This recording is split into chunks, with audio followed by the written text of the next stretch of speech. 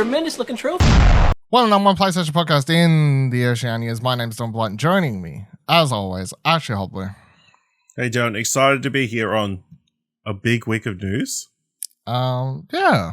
I think we've got some news. We got some things. I think it's like the first big news week since 2021. PlayStation-wise, I suppose, there's been a lot happening, actually, for the past week, which is exciting. It means the show will be... No vamping.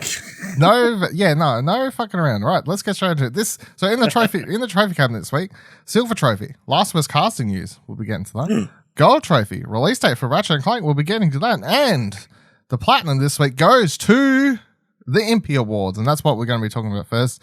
So, teased it last week. Yes, the Media Molecule official Impy Awards took place on Monday at 3 a.m. or something ridiculous, or as I liked it, at 8:30 a.m. when I woke up and pressed play on my phone. That was the time I watched it. So I'm going to run through give general thoughts on the show, run through the winners quickly, and then we're going to focus on, we've dived into, haven't finished all of, but at least checked out through 7 nominees of the creation of the year. And of course, there's a winner for all these categories and stuff, which I want straight away. I was confused at first, by the way. Creation of the year. I'm pretty sure last year they just called it Best Dream or something. Best Dream of the Year. I was very confused what the Best Dream of the Year award, but it's creation. So I suppose it makes more sense, because I suppose if they got creation of the year, it means that if they thought a movie or something was it allows everything, not just the games within dreams, I guess is the thing. Anyway, all right. So the show was about an hour, 20, I don't remember. It was a little bit over an hour or something like that. It had a pre-show, but the main show was like a little bit over an hour. It's made entirely inside of dreams. I thought it was very cool. You can obviously tell they put a lot of time into it. It probably helps when you're making this sort of stuff if you're the actual developers of the game, and you probably know the tools to make these things happen a lot easier. But like all award shows, you had 2 hosts on screen, you had introductions, you had a little back and forth, you had some jokes and these sorts of things. They handed out the awards. You even had guest people come up and give out some of the awards, including Pig Detective himself came up and handed out an award. Whenever they cut to the crowd, because there was quote unquote crowd, the crowd was filled with just, memorable and or famous dreams characters and villains or whatever, kind of sitting there and doing stuff. So watching this, if anything, in combination with the auditorium demo thing, which we'll talk about after this for a second, but all of this linked up together just made me go, it's kind of crazy how in a year, basically, since full release, this was the big 1 year birthday or whatever, in a year, there's already so much lore or whatever you want to call it that's part of dreams, famous characters within dreams that people know, or creators inside dreams that people know, and this sort of stuff. So I don't know, it's one of those really cool things that you can go, wow, dreams is, even if you're I don't hear about dreams anymore, dead game, hashtag or some shit, it's I don't really people are over here doing lots of cool things, even if you're not really kind of paying attention to it. So you didn't watch the full show, but you had a little skim for it. What was your general takeaway from? Yeah, obviously it matches their kind of tone and, playful tone of the Media Molecule and that kind of thing. So, yeah, I thought it was very well animated and that kind of thing. Obviously, they had, from what I could see, they had a lot of clips from different content creators and different people talking about how great Dreams is. Don't know if that was necessary. I think if you're watching that ceremony, Dreams is pretty great. There was Alana Pierce, Blessing from Kind of Funny, and Khalif from Spawn on Me were the 3 people, I believe, from memory, who they were all they were pretty much oh, love Dreams is great and all this sort of stuff. But it kind of felt like that's the sort of stuff that you would love people to say during advertisements at the Game Awards or something, not... Or if you're going to have them do that, have them present an award. Yeah, or something like that, because it was very much the people watching this don't need to be sold on Dreams. So people watching the Impies are aware how much they like Dreams. So yeah. Anyway. But yeah. Other than that, great showcase of all the stuff that's currently in Dreams. And some of the stuff is pretty crazy good. It's ridiculous. Yes. I know, I don't think both of us have really touched it for like 6 to 8 months or whatever, probably. Yeah. Not since stage. Yeah. It's like mid not last year. since we stopped doing that segment. Yeah, which I think was around mid last year. So yeah. Been a while and come back. It's like, yep, there's heaps of good shit. If anything, it made me maybe want to return that segment soon, or maybe at least for a limited time to check out some more stuff. So, all right, let's. What a good curation. Yes. I think the curation looks better than. Although, admittedly, the top game trending when I jumped in was Trump Dash, which. Well, I don't know. You can't get around the trending. If something's going to trend, it's going to trend. I guess it's like complaining that something's trending on YouTube even if you don't like it. It's like maybe you can just like jump off a cliff continuously. Like it's the first level of Mario. Yeah, you can just run into the Kumbas. Maybe I did not. I definitely feel like looking around though. You're not seeing like, oh, here's this remake of Sonic and Mario and all that sort of stuff. Yeah, you're not seeing like the rip-offs of even if it's a Trump game. At least it's an original Trump game. Yeah, it's not a remake or something. Yeah, something like that. Now the other really cool thing that they had was they've put up it's a game experience thing that Media Molecule put up as part of the Impy Awards inside Dreams, where you could like go inside it's like the auditorium prior to if you was entering the awards, and they had that up for like the last couple of weeks prior to the Impies. They're supposed to update it after the show at some point. Maybe today it'll be updated after we're recording. Maybe tomorrow. I don't know, because obviously it's only just hit Monday in America now. So I assume they didn't do it straight after the award show, because the award show was pre-recorded, and I'm pretty sure they were all having their weekend off because it was the weekend. But it's a really cool idea. There's nothing much too elaborate to it, but again, much like the show, it was just sort of this showcase of love from Media Molecule for the creations and characters and games that people are creating inside Dreams and this sort of thing. And I thought it was really cool. You can basically just run around, or for a start, when you enter the thing, you get the security guard from the Dreams single player, whose name I can't remember, but he's there to stamp your ticket on your way through. And then when you get inside the auditorium, there's basically Dreams, trivia, character Easter eggs galore for you to find, walking around. There's a bar section. You can bump into characters, including Pig Detective and other sorts of things. You can find the sloth thing walking up the staircase there, which it does walk up the staircase. I think it takes 10 minutes, but, because it's a sloth, but that's fine. And then also I can't remember the name of it, but what is it called? The gooey whatever weird things, like sitting up in the back corner there somewhere. I can't even remember, but it's just sitting there. It's weird.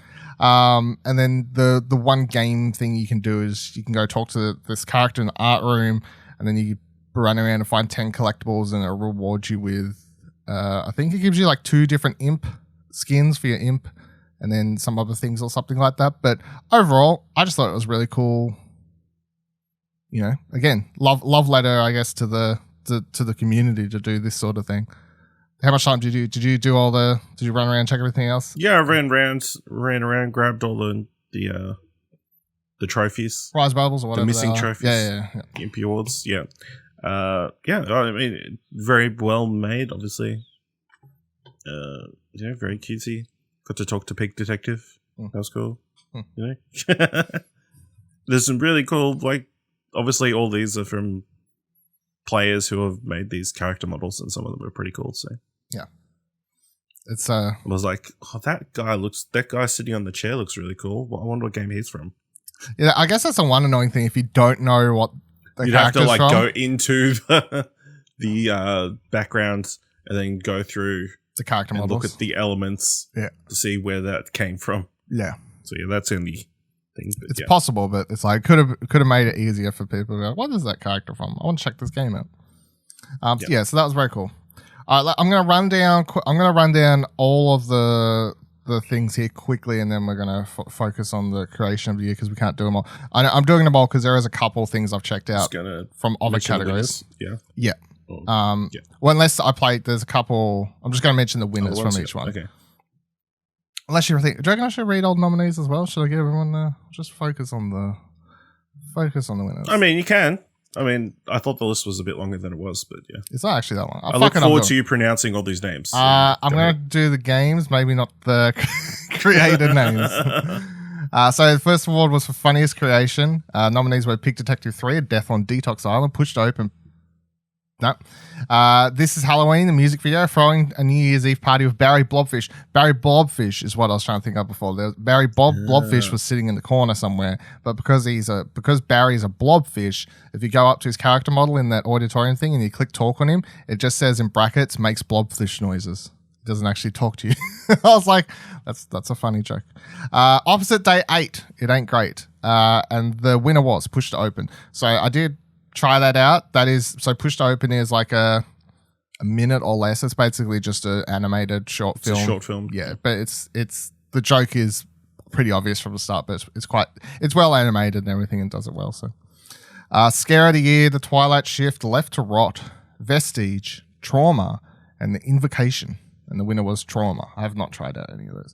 Best Art Direction went, so you got nominees are Snowgardens, Where Leaves Fall from Serenity, Bon Appetit, The Agony, I don't know.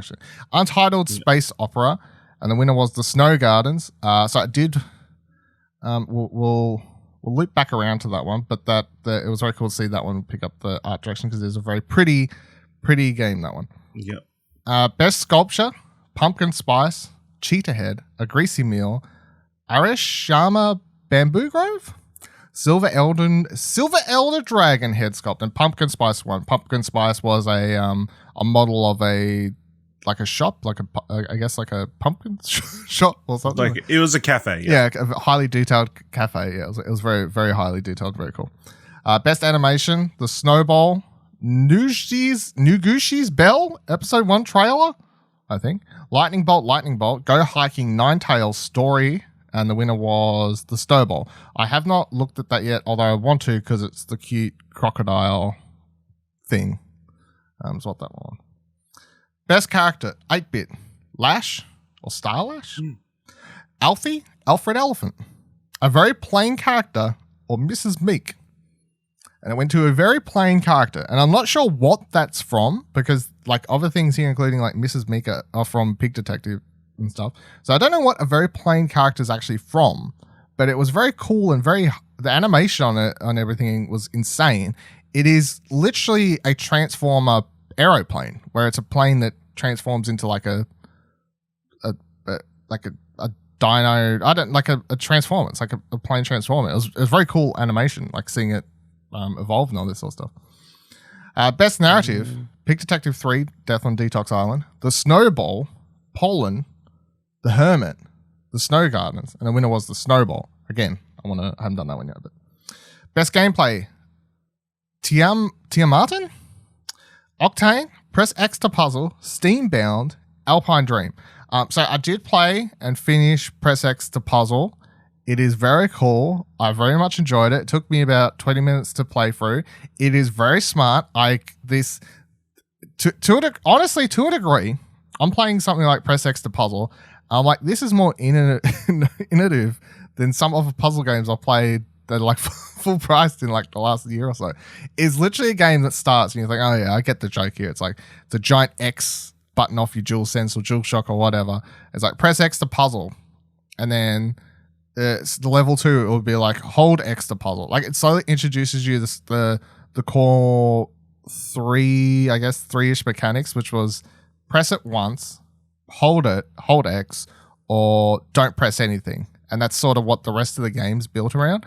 But as you progress through the levels, and I think there was like 20 or something like that, they actually do get weirdly hard, or not like super hard, but head scratchery where you're like, what the hell? Because it'll present a scene and it, like maybe the X button is there, maybe the X button isn't. And it'll just have like a 1-word sentence or something. It'll be like, here's a clue as to what you're supposed to do. And actually, one of them I can tie into something else we'll talk about real soon. I had to look up Braille. I actually had to quickly Google Braille, which is a theme we'll come to later, because it said, I can't remember what the clue was, but in the top left-hand corner of the screen, it said like, help me or something like that. And in the top left-hand corner of the screen, it had like a bunch of Braille codes, but not for SOS or help me or anything like that. So I'm like, okay, so Braille's what I got to do. But I'm like, I don't know what SOS, I don't know how to like send SOS. So then you look it up. And you're talking about Braille or Morse code? Morse code, sorry. Not Braille. I'm not reading the... That makes more sense. Yeah, sorry. I don't know. Braille is something else that was related to that one though, but Morse code is what this one was doing, yes. So I was like, I don't know the actual Morse code for fucking SOS, even though I've seen it in a million movies. So then I had to Google SOS, and that's how you had to like like hold, you like had to input the actual code to pass the puzzle on that level. Like that's kind of cool. Like how to do that sort of stuff. So that one was good, deserving. I haven't played all of them, but best gameplay, sure, good. I enjoyed it. Best music nominees were Peak Detective 3, the official soundtrack, Grey Song a Day album, Masher Buttons for the Dreams I Can't Remember, Morrigan Blues, and Splatty's Adventure. And the winner was Grey Song a Day album, which is straight up just someone making an entire music album inside of Dreams. Whereas some of these other things like Pig Detective are a bunch of original music for the game, but the Grey Song is just straight up an album. So that's cool. Best audio design nominees were The Snowball Disappearance at Birch Hollow, Left to Rot, GL/TCHR, I don't know what that, and Vineland, and the winner was Vineland. Best innovation nominees were Moldable Maze Testing Levels, Impception, Community Events TV, The Entropy Games, Musicula, and the winner was Impception. Best VR experience nominees were Tectonic, Escape, Please Press the Button, Jungle Bill VR, and Me. And the winner was Jungle Bill VR. I'm not sure what that one was. It did look quite good for a Dreams created VR game in the video they were showing on the stream though. So, best voice acting: Kelby Jones in Locke, Bella_Iris in The Widow, Zodira in The Twilight Shift, X Mighty Vicious X in Dino teaser trailer, and Skinny Chad in Shuffleboard. And the winner was Skinny Chad in Shuffleboard. Now, I want to shout it out here since I might forget later, but Pig Detective 3, I was quite shocked and amused to find that Greg Miller from Kinda Funny provides a voice for a character in that, and Troy Baker also provides a voice for a character in that. So I don't know. Oh, of course he does. So they were. Now he's going to be in all the Dreams. They'll just pull his audio. Yeah, they'll just stick it in everything. Well, I don't. It's original audio. It's not like they've ripped his audio from other stuff. No, but now now that his audio's in the Dreams, it'll be like the Wilhelm scream. Yeah, well, he doesn't actually have that many lines. I think they wrote his character to purposely. In fact, his character every time there's a part where his character keeps trying to speak, and then another character keeps cutting it off, and I'm like, I think that's the joke. I think that's what the joke here is. But yeah, and Greg Miller, which I was like, what the fuck? Anyway, so that was kind of cool. A shout out to that. Favorite video creator nominees were Sakas Mind, Ugly Soft Gaming, Lady Lex UK, Vince Cully, and Björvsen, and the winner was Sakas Mind. Favorite streamer nominees were Kelby Jones, Elka_Gaming, Mick Yeager, Katia_net, Apes on Fire, and the winner was Kelby Jones. Hidden Gem Dream nominees were Binary Dash, Relax Unwind, A Crime on Floor 99, Musicula, Grey Song a Day album, and the winner was Binary Dash. Hidden Gem Creator nominees were Zephyr755, Stevie128K, Little League, Beanbob 101, Helkosi. Yep. And the winner was Zephyr755. Best Curator nominees were Lady Lex UK, Pikachu, Ocular Fixation, Nephrodil, and Lucid_Stew. And the winner was Lady Lex UK, even though I gotta say, I love the name Lucid_Stew. Most Improved Dreamer nominees were Yield Better 10. Hey, it's me, DG. Notre Damian. Girl from Croydon and Jetta plays, and the winner was Yield Better 10. Most Helpful Dreamer nominees were Tap Gills, Ace Cert, Vince Cully, Sackus Mine, Mr. Casey Jones, and the winner was Tap Gills. Community Star nominees were Lead Nail, Kelby Jones, Freaky, Bell_Virus, Then Wave, and the winner was Kelby Jones. Creator of the Year nominees were Pixel_Gorilla, RbdJellyfish, Prince_Laser, HalfUp, Entropy Tamed, Sebastian Team PD plus the Peak Detective Team, Girl from Croydon, and then the winner was Pixel_Gorilla, and now Creation of the Year, aka basically the Dreams Game of the Year equivalent. The nominees were Lock, The Snowgardens, Alpine Dream Snowboarding, A Little Perspective, Infinity Jump, Temporal Fuse, and Pig Detective 3 Death on Detox Island. And the big winner was Lock, which was from Pixel_Gorilla, of course, the winner of Creator of the Year as well. So winning all the big awards there, massive big enough awards there. So I have not finished all of these, but we're going to run through all of them and talk about it a little bit. And we're going to start with the big one. So we'll start with Lock. Like, what is Lock? What is the game that won all the awards, Dylan? What is this one that's won all the awards? Is it something I should be playing? Is it something I should be looking into? Let me put it this way. Yes. Do you like The Witness? Do you like taking notes on pieces of paper next to you while you game? What was the other big one? The one where you twist it. Twisted? Twist this perspective. I don't know. Twist the perspective.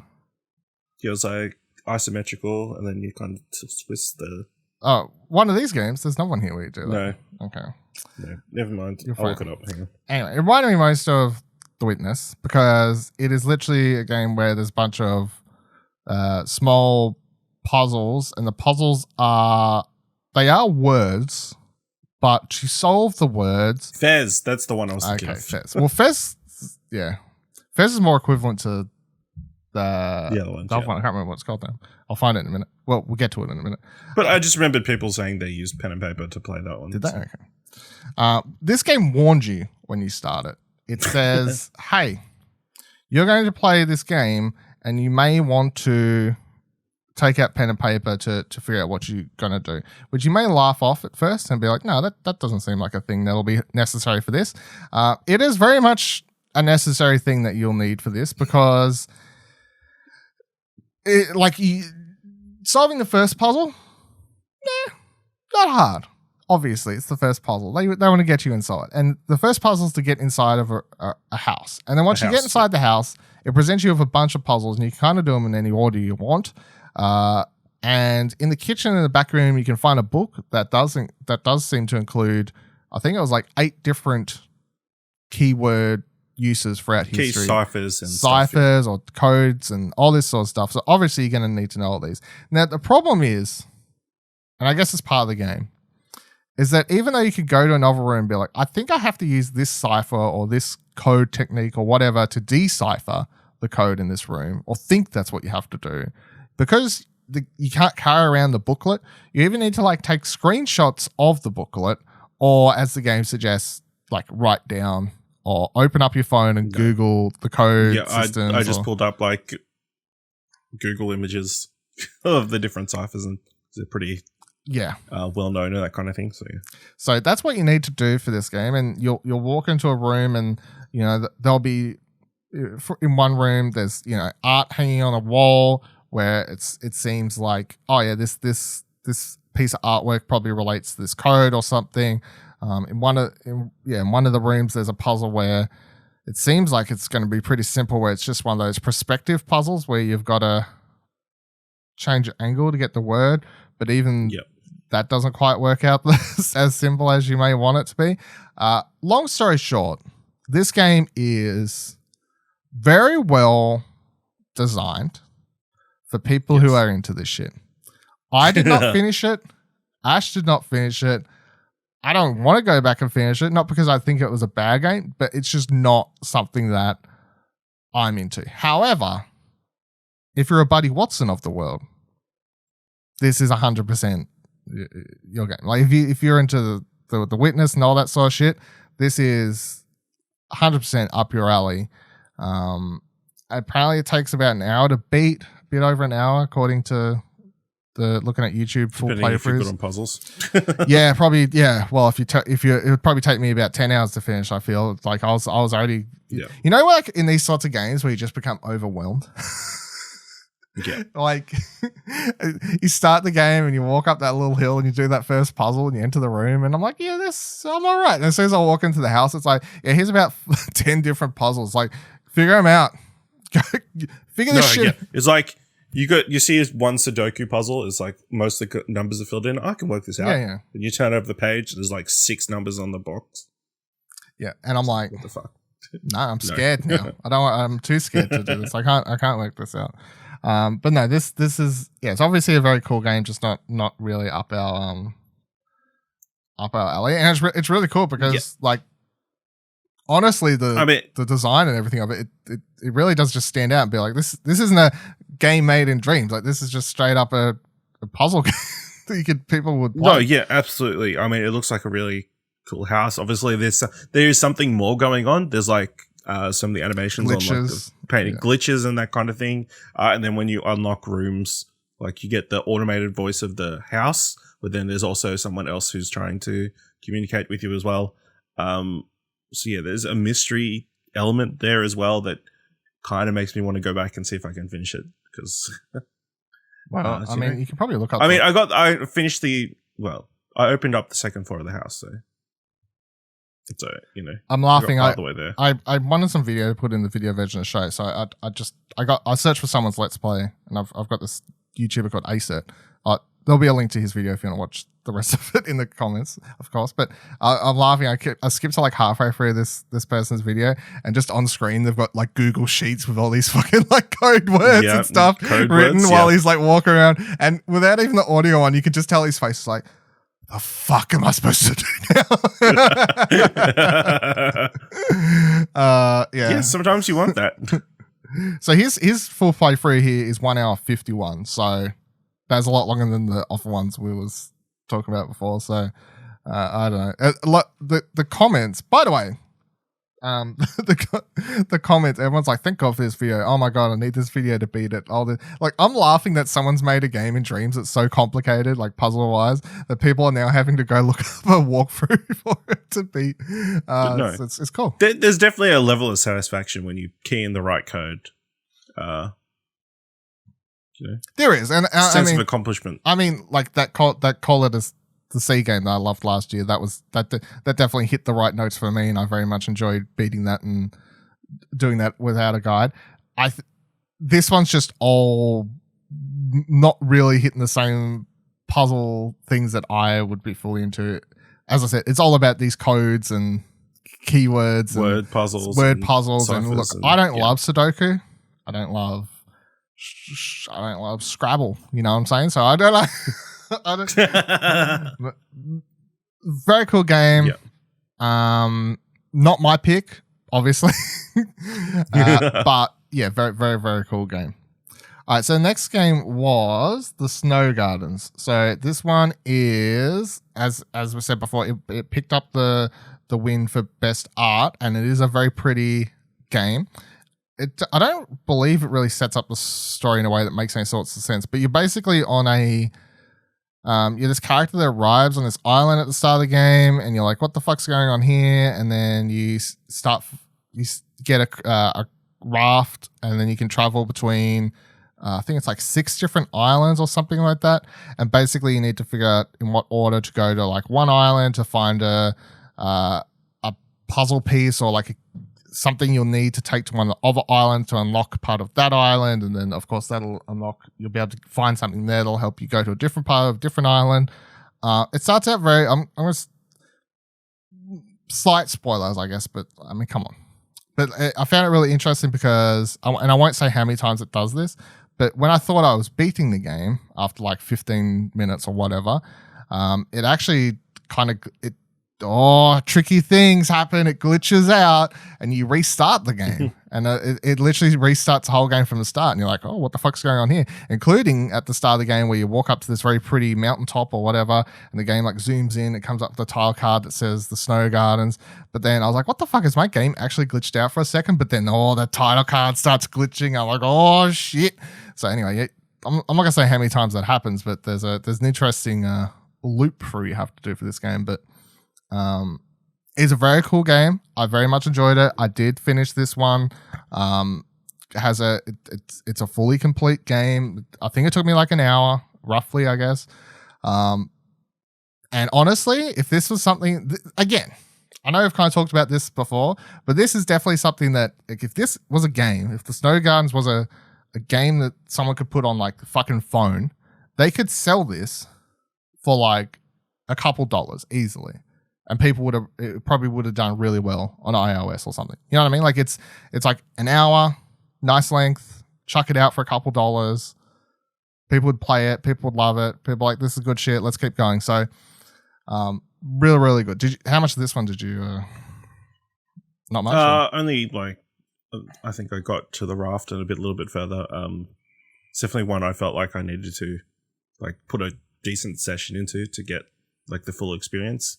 I will say I jumped into some water and I couldn't figure out how to get out of the water. It's supposed to kill you as soon as you get into the water, though. Okay, well then that was a glitch in the game, I guess. Okay, well, yeah. I was gonna say, anytime I jumped in the water, it brings you back because No, I got onto some island. I think it was like one of the second or third ones. You like stand on some red thing and jump up. Yeah, so you just gotta, if you stand on the red thing, and then I got up and then I jumped into the water. Thinking like, I'll just swim over to this section here, and no, probably once just you get in the water, you can't do anything. You probably just had to find another just reset. red thing, and then the red things take you up high enough so you can jump out of the water. That's what the red things are there for. Yeah, I know what part you're talking about. Yeah. So that is really cool. I really, really enjoyed that one, the Snowgardens. Next game was Alpine Dream. So this is Cool Borders. I mean, to a degree, it's PS1 Cool Borders, where it's just a snowboarding game with sort of old school mechanics for the snowboarding, where you just have to hold down. I think you just hold down X. You twist your left analog stick to do turns in the air. You press, I think it's R2, L2 or whatever it is to do different modifiers, and then I think it was the face buttons or whatever it is. And yeah, you're trying to get a high score. It adds I can't remember the exact terminology in the game, but it does add a thing where if you build up your score long enough, you'll reach a point where it'll like sort of self-activate as you do a jump, where it'll go into this, I think it's called like some shit like Zen state or something like that. And you'll go into like ultra slow motion, and you'll be able to do like a million tricks and get like a super sick ultra score and this sort of stuff. I think there's like some secrets to find hidden around the level and this sort of stuff. And there is a bunch of levels so far. I can't remember exactly how many, but there is a few levels in here, and they're updating stuff to add like customizable boards and stuff like that into the game. So it's quite in depth. It doesn't quite have, for me, I feel like the tweaking of the character still feels a little bit too floaty, I guess, and that's just a Dreams thing in general. But people can get that down, the right amount of tweaking and stuff, but just felt a little bit off. Not unplayable, obviously. It's just a little bit off to feel like a proper Cool Borders or something. So, but otherwise, I thought it was cool. I was never a big snowboarding game fan in general, so it wasn't like really knocking it out of the park for me, but I thought it was very cool, very well put together. People miss Cool Borders, SSX, whatever, all those sorts of games. So for Dreams players, this is one that everyone should dive into, I guess. Did you try out this one? Yeah, a little bit. I think it just didn't control to my liking and that kind of thing. Maybe I just didn't quite get the timing down, whatever. But yeah, interesting. Obviously, multiple levels. I don't know. I feel like snowboarding has like an oddly nostalgic element feeling for video games for me. Snowboard Kids was a game that I played a lot as a kid. Snowboard? What the hell, Snowboard Kids? It was like a Nintendo 64 game. It was like pretty much like a Mario Kart-esque game where you just snowboard down a hill and you get items and kill people. Kill people? Not kill.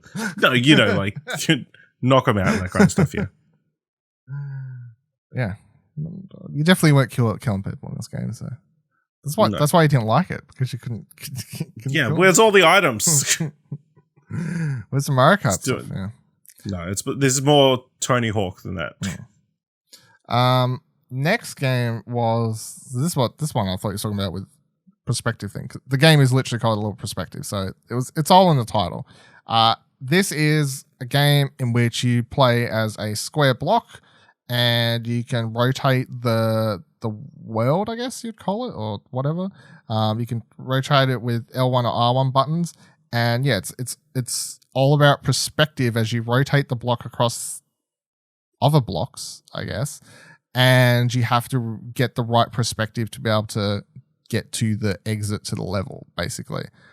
There's been a lot, well, not a lot, but you know, there's been a few games with this sort of similar design point where you got to use perspective, including like I love Monument Valley on phone. That's like basically the same sort of style of game as this. So, Monument Valley has a story about like a lost child intertwined into it. The story for this, I haven't finished this one. I played through like the first two sections of levels.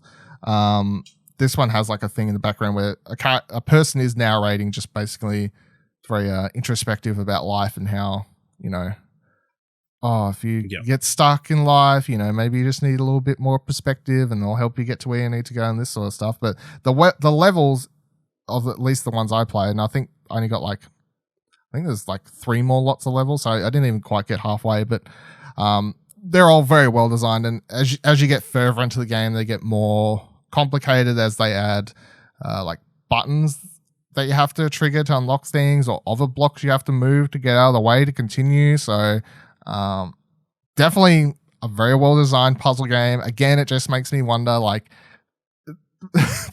person designing this game just had to have been sitting at home with like Excel notepad sheets designing these or something. Like, I just don't understand how, you know, because it's one thing. How do you go about it? Yeah.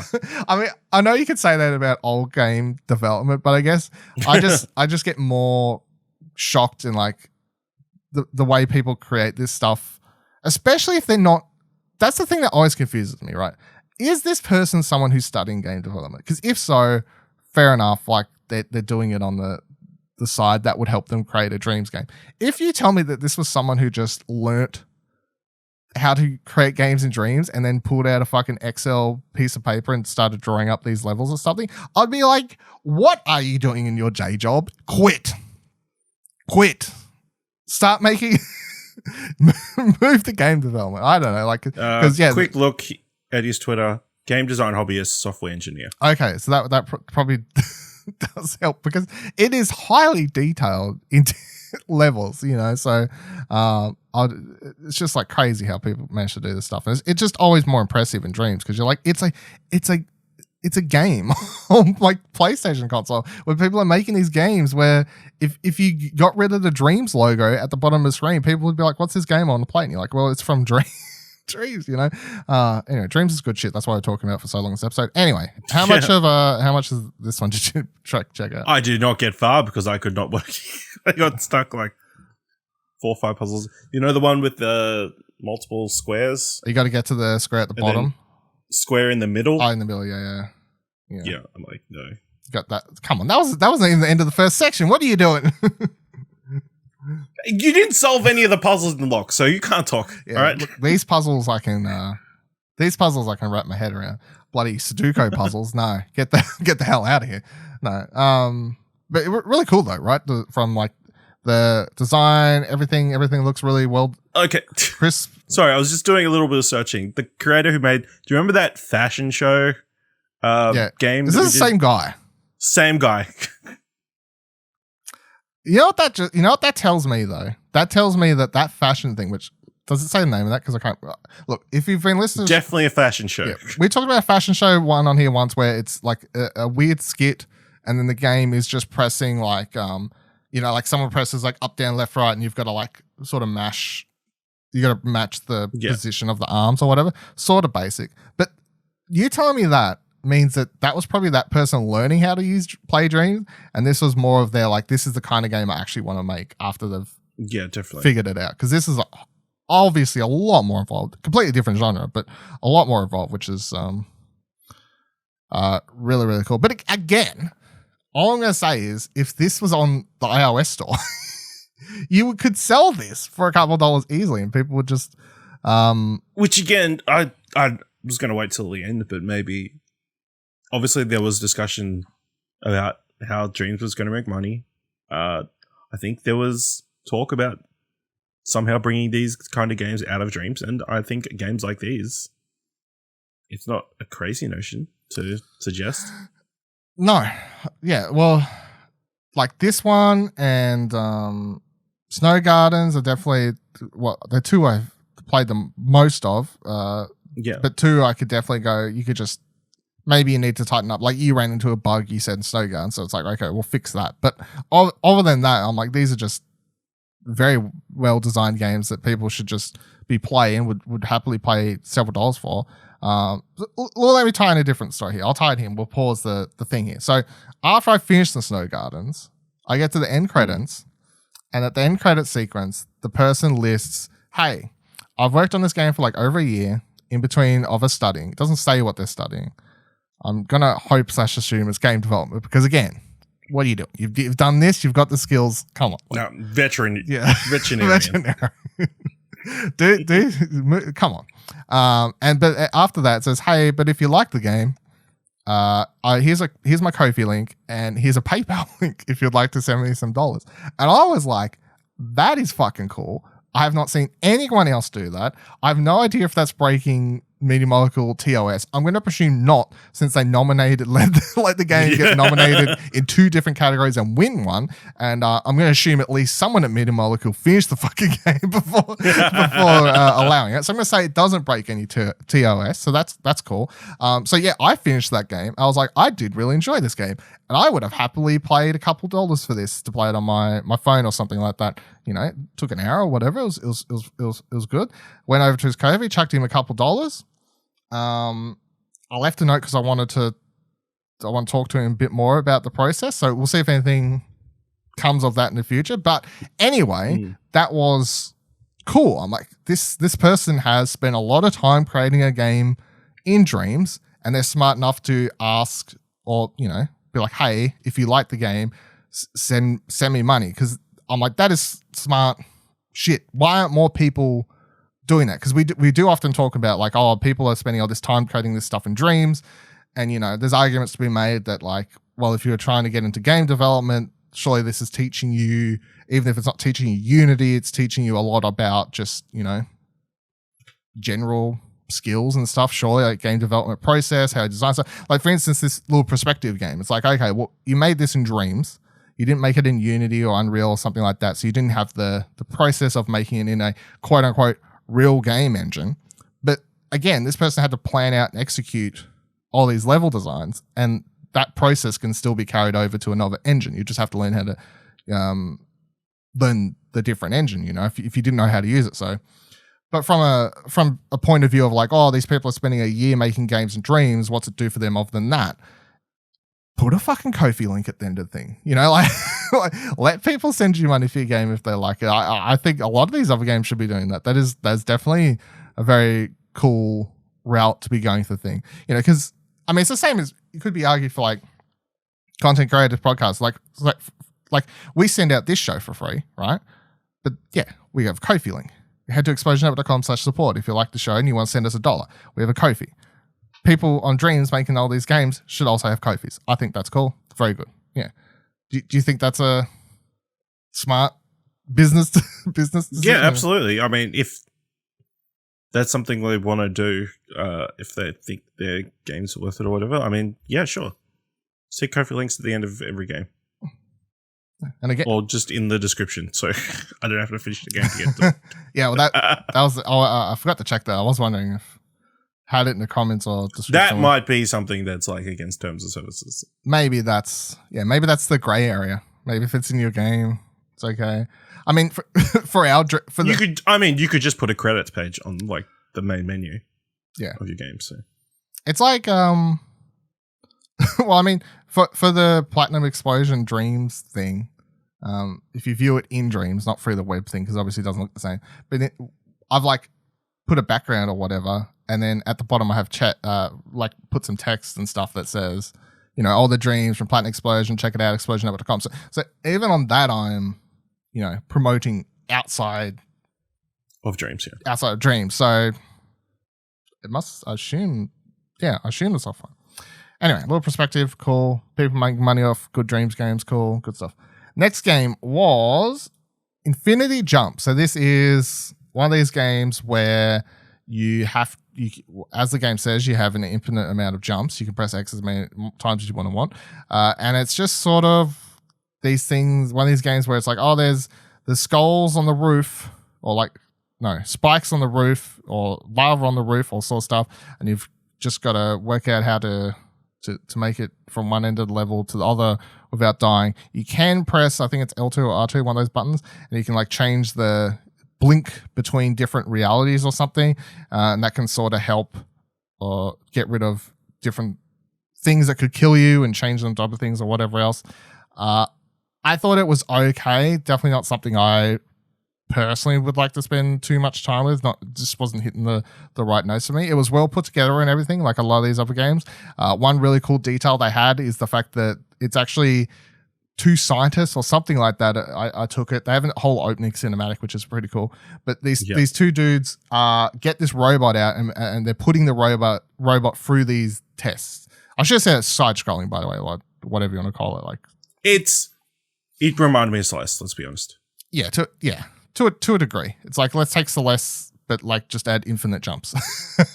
Yes, let's take Celeste, remove all the emotional stuff. Yeah. And just make it the platforming. Yes, and that's kind of what this is.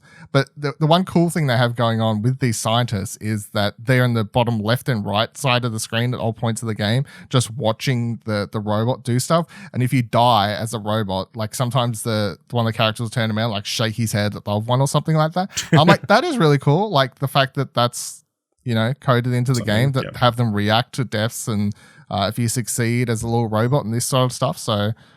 Yeah, how much did you check out this one for? Again, a few levels. I kind of got the gist. And I was like, yeah, I'm not good enough to finish this. Yeah, I think I only got a few levels in, and I was like, I'm good. I'm good. This isn't completely up my alley without the story or something I'm invested in, but very well put together, well designed, all that sort of stuff. And I definitely do appreciate the two characters at the bottom of the screen. I thought it was quite funny, so that was good.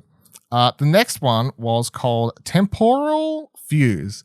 I did finish this one because it is only 10 or less minutes or something, probably around that. I think you finished it. Oh no, that's how much time you used up on the timer.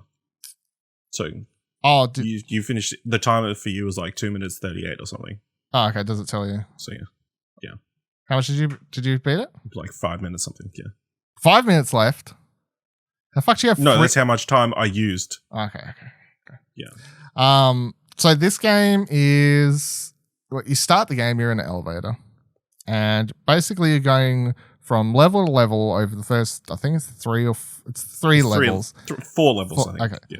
But the first 3 is like a tutorial level, yeah. Yeah. And you're collecting bombs, and the game is sort of like taking this super, what's it called? What's that VR game called? Super Hot. It's taking the super hot mechanic to a degree where if you stop, time stops moving around you, and you're trying to find these bombs in these office buildings. So that means, you don't want to run around like a crazy person. You kind of want to run to a corner or something, and you stop and you look around and you try and find where the bomb is. Yep. And you run to get the bomb, and then your character like sort of rewinds time to get into the elevator. Time keeps moving when you're in an elevator, and you're trying to collect all of these bombs before they all explode in this building or something. That's the that's the story that's happening here. However, by the time you get to the third bomb, shit kind of goes bananas in the last half of the game, and it kind of turns into, I don't know. A lot of shit starts happening. I don't know how to describe it. I really don't know how to describe it. I would just play this one. Yeah, it's very short, so in a lot of ways, it kind of felt like proof of concept for something bigger, especially by the time you finish the game and it leaves an obvious teaser for a sequel or something like that, I guess the person wants to do. If they haven't already started it or working on it, which I presume they would have, but I mean, being nominated for Creation of the Year at the Impies may push you to continue working on it or something like that. Or maybe they're someone who wants to take this and turn it into a quote unquote proper game. So I don't know. Either way, I thought this was very cool. Obviously, having one of these shorter experiences after having some of the longer games on this list or ones I just straight up couldn't or wouldn't finish. It was nice to just play this for 10 minutes. Be like, okay, cool. Like that was exciting. Very heavily inspired by Superhot though, between the mechanics and the text that comes up on the screen at times, like the glitchy text and sort of stuff like that. It also reminded me of like the super hot. So that was cool. I liked it. Did you enjoy this? Yeah, I enjoyed it as well. Nice short experience that, kind of sticks with you. Kind of an interesting, very influenced by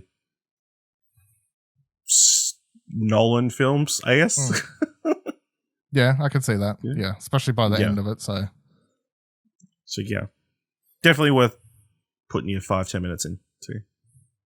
And then the last one, I haven't finished this, but I will be going back because we've been looking forward to this. So Pig Detective 3 is the last game that was on the list. And I think I've already put like an hour and a half to 2 hours into this, so I don't know how long the entire. I think this is probably going to go the record for the longest Dreams game, but nonetheless, if you haven't listened to the show before, or you missed or you skipped the Dreams episodes or something, Pig Detective was the winner. I believe it was the winner of last year's. He was the winner last year. Dream Award. And that game was called Pig Detective 2 Pig in Cowboy Town or Cowboy or something like that. Yes, that sounds right. Something around that. And it's kind of like a it's a modern day point and click game to a degree where you're walking around as the main character, Pig Detective, and you interact with people. You got to find things to progress in certain parts and all different areas. In this one, Pig Detective is on holiday.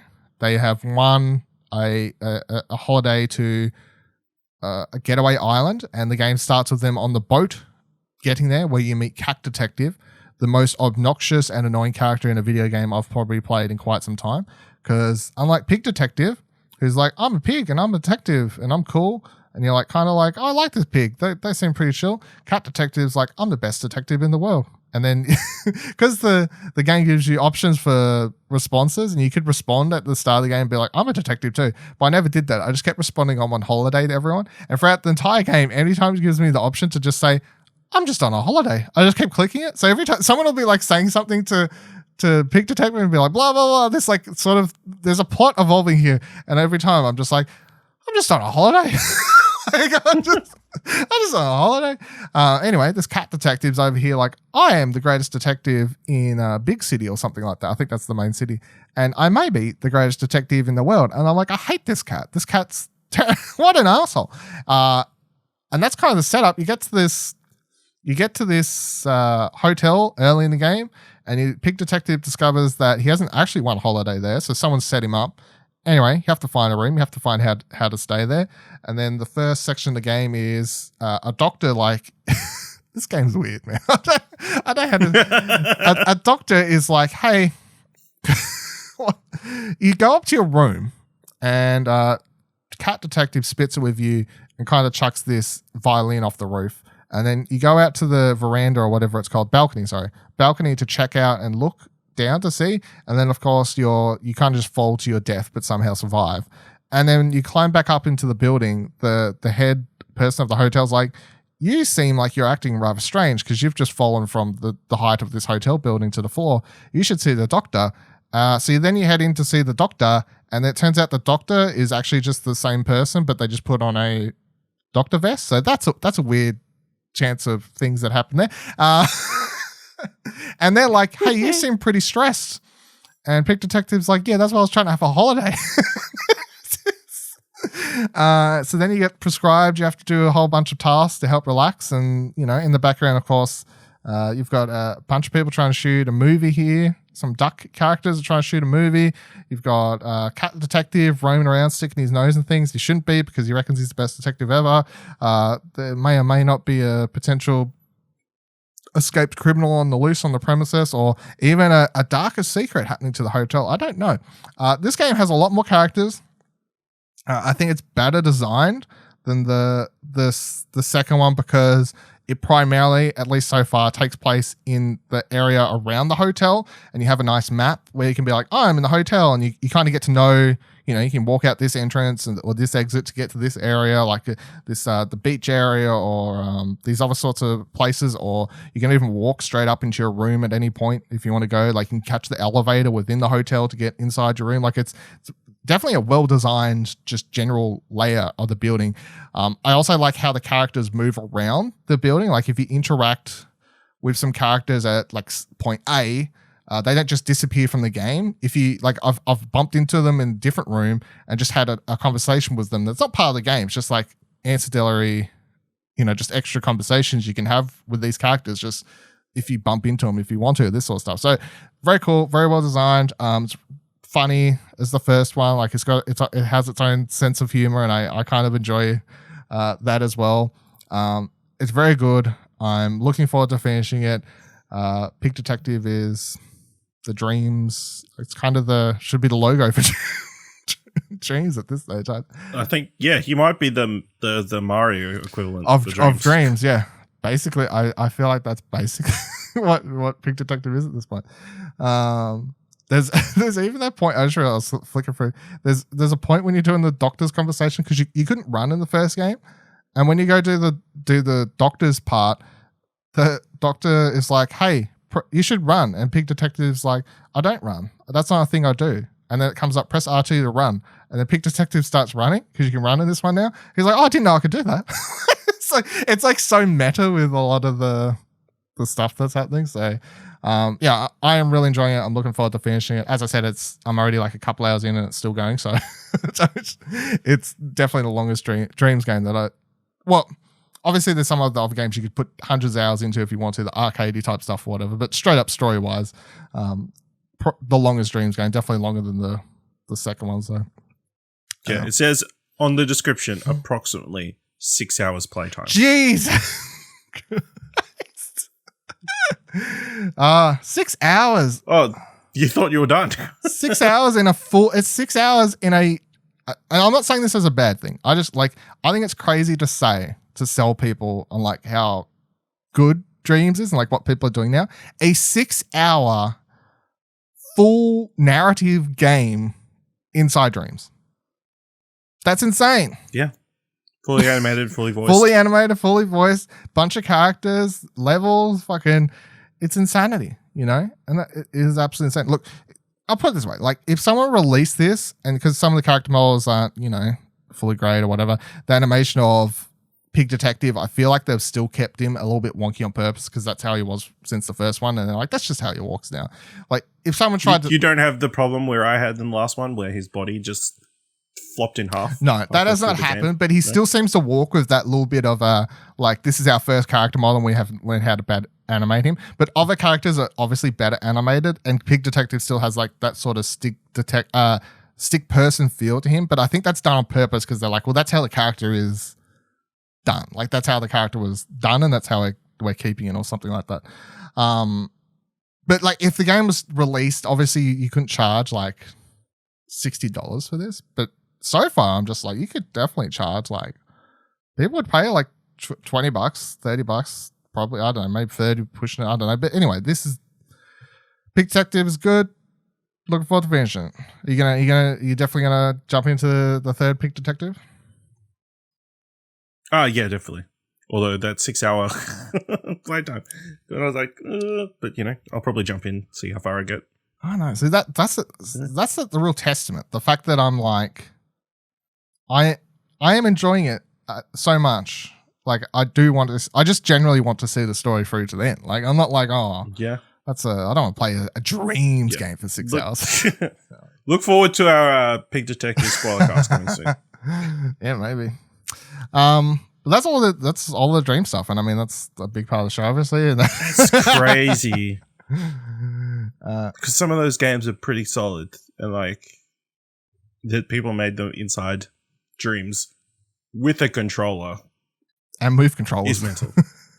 Yeah, with kind of DualSense kind of mental. You know, it's only year 2, so yeah. I found out last night when I was looking around that Media Molecule actually has a Trello board set up where they're like, here's all the things that are upcoming feature wise. Here's all the stuff we want to hit at some point in the future. So like you can kind of see where they're planning to take stuff. And obviously a key amount of it is creation tools, which is fine because if you're someone like us that just like playing games, if people get better ways to make games, that means we get better games to play. They have some curator things adding, updating the way you can make playlists, organize them better, this sort of stuff is coming. The one big feature that a lot of people want is on the list of like stuff they want to get to, but doesn't really have a date or anything like that, which is online play, because that's something that a lot of people ask for. And honestly, I never thought it would happen because I don't understand how it works. Yeah. Like as plain and simple as that. I like, how would you do servers and that kind of thing? Yeah, I don't. It just boggles the mind. That's to a certain degree. Yes, exactly. Like it's one thing to make it's one thing to make Call of Duty or whatever, but how do you build an online infrastructure that allows for any number of game genres, any number of people, co-op, PvP, 4v4? You know what I mean? Like I just don't understand how it actually works, given I don't understand anything about game development in general. But and then how do you test that? Yeah. So, but apparently it's a thing that's on their list on the trailer. I mean, I wouldn't put it past them to figure it out. So, I mean, the fact that Dreams exists is kind of mind-boggling in itself. Like the fact, if you were to pitch this game 5 years ago, you'd be like, yeah, look, I've seen Little Big Planet. Yeah. Okay, we'll see how you go. And I mean, that was kind of how Dreams was like in the lead up to release as well. People kept being like, what the fuck is Dreams? And they kept being like, you'll make whatever. And everyone was like, no, you won't. No, though. I won't. Like no one believed, no one believed what Dreams actually would be. But I mean, as far as I'm concerned, it lived up to all those little short films and weird things they kept putting out, being like, yeah, you'll do whatever. Your dreams will be a reality. And I'm fucking playing Pig Detective and whatever else now. I'm like, someone dreamed up this Pig Detective and now it's a thing. So good shit. Good. Amazing. Yeah. Congrats to the community. Obviously keeping the game going strong. So. Yeah. So again, 1 year full release. That's it. We've got all this. So good job. Looking forward to more. Yeah. Now's the time to jump into Dreams. I'll be interested. They should have done like a sale or something. Well, in case people don't know, because I don't know if I brought up, there is a demo for Dreams now, and it gives you full access, I think, for like an hour or something like that, which means that if you're like, hey, I like the sound of a bunch of these Dreams games, but I haven't tried out Dreams or I don't own Dreams, but I'd like to try out some of these good games that, skip the jankware or whatever. These curated games that people are saying are good. And I would like to try them out to see what Dreams is actually like. You can download a demo. You can try out these games. You can try out the fucking Witness thing. You can try out Pig Detective. You can try out fucking Snowgarden, all these things. And you give them a go. And if you like them, then you can buy Dreams. But you can play the games for free. That's a thing, so...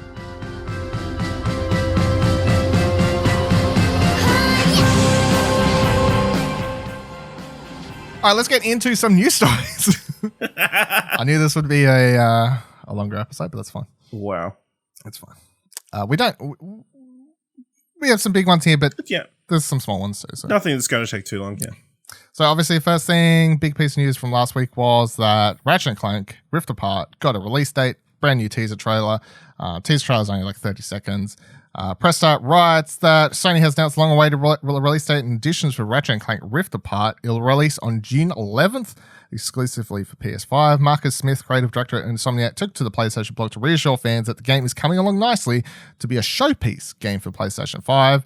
He said, quote, Ratchet and Clank Rift Apart is a brand new full-length adventure when the evil Dr. Nefarious uses a device that can access alternate dimensions to find a galaxy where he always wins. Ratchet and Clank are separated. As they try to reunite, they will meet a new Lombax resistance fighter, explore new and familiar locales, but with new dimensional twists, and wield a whole new arsenal of out-of-this-world weapons.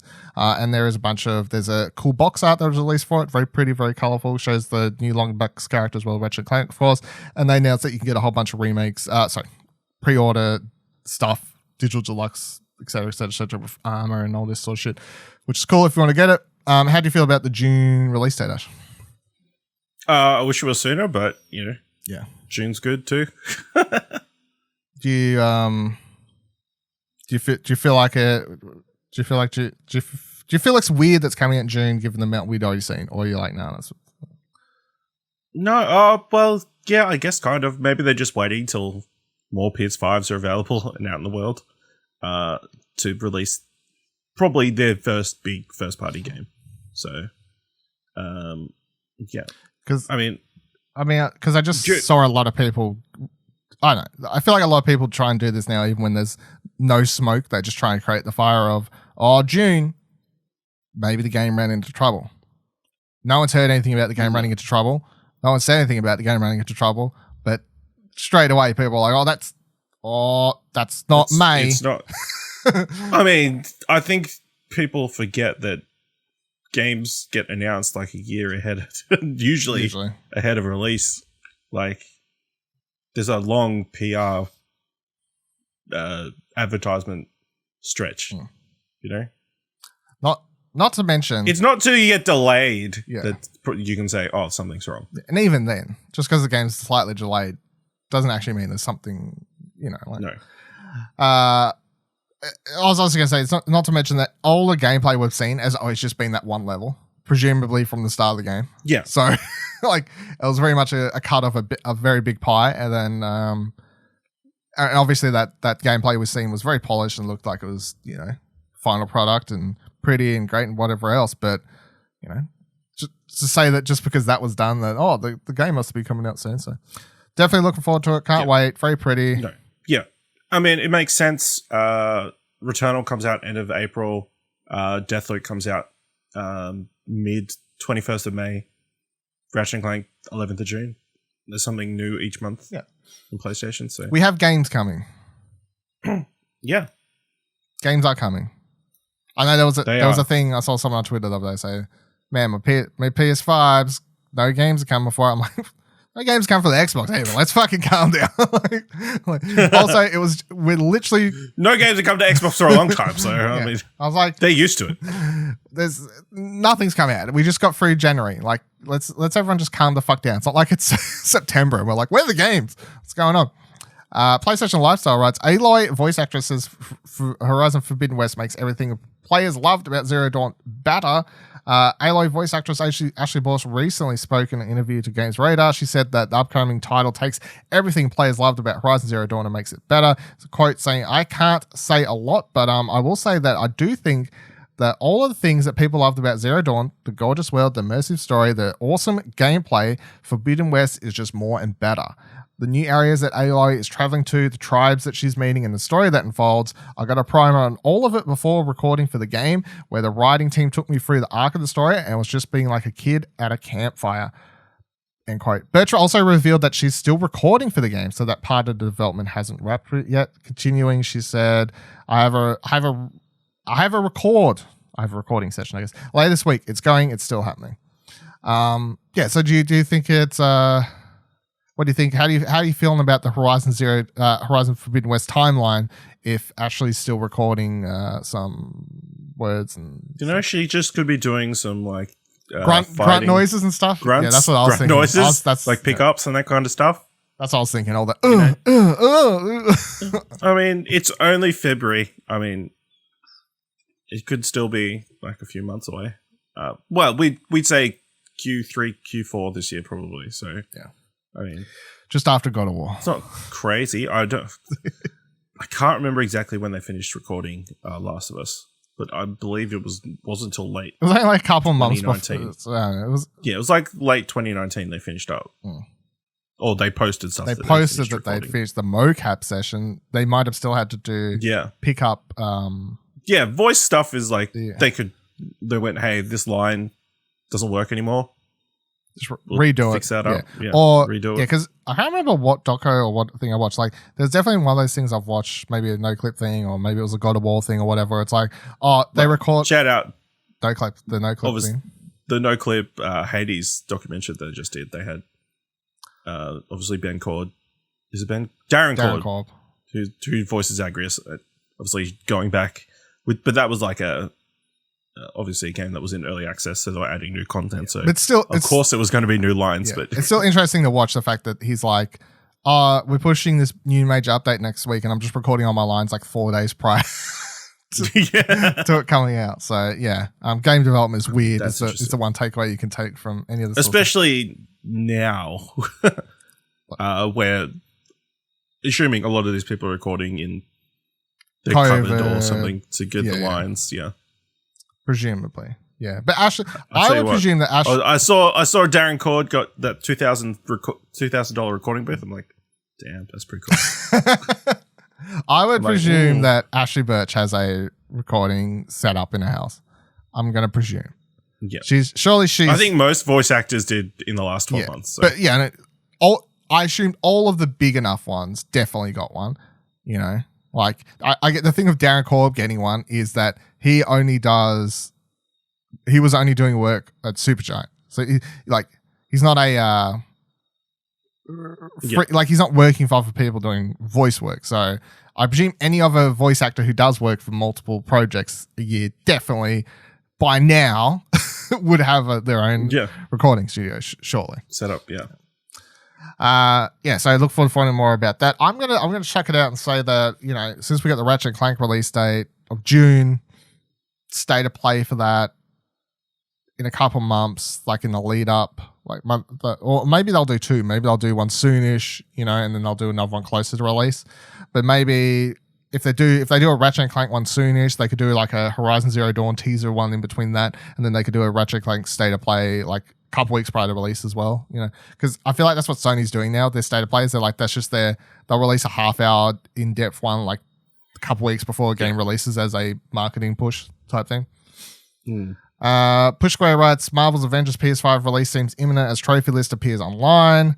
Over on PSN Profiles, trophy list for the PS5 version has emerged, indicating that the game will release for Sony's new console very soon. Trophies typically tend to go live just before a game's launch, and its list only appeared on the aforementioned website once they do, so it looks like Avengers will land on the PS5 sooner than later.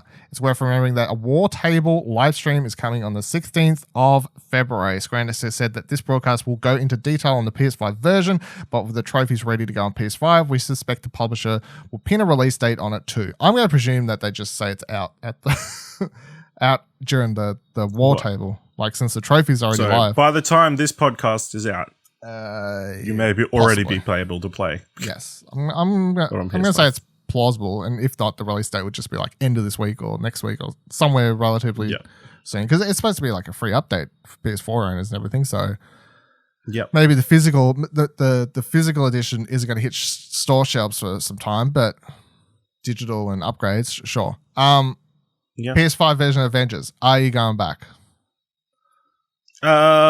Probably. I had it installed recently and thinking I'd go back, but then I uninstalled it to install some other stuff. But if a PS5 version comes, I think that'd probably be the catalyst to get me to jump back in. Hopefully they have the trophy list, just auto updates, please. It's a separate list. So I mean, I don't think I'd progress far enough that it would be too much of a hassle to go back and start again. But still a few hours to